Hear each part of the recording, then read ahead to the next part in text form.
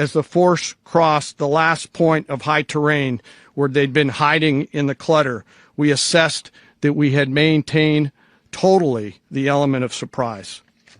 As the helicopter force ingressed towards the objective at low level, we arrived at Maduro's compound at 1:01 a.m. Eastern Standard Time, or 2:01 a.m. Caracas local time, and the apprehension force descended into Maduro's compound and moved with speed, precision, and discipline towards their objective and isolated the area to ensure the safety and security of the ground force while apprehending the indicted persons.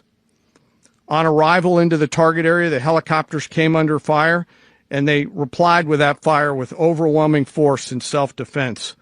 One of our aircraft was hit but remained flyable, and as the President said earlier today, all of our aircraft came home, and that aircraft remained flyable during the rest of the mission.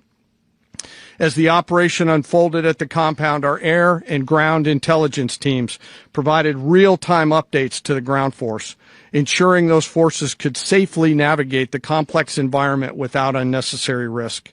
The force remained protected by overhead tactical aviation.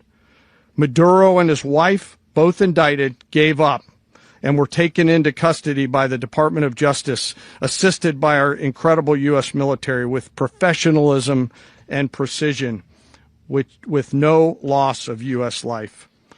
After securing the indicted persons, the force began to prep for departure. Helicopters were called in to exfiltrate the extraction force, while fighter aircraft and remotely piloted aircraft provided overhead coverage and suppressive fire. There were multiple self-defense engagements as the force began to withdraw out of Venezuela.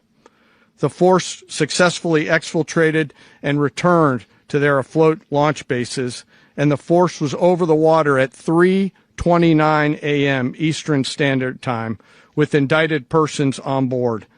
And both Maduro and his wife were embarked aboard the USS Uejima.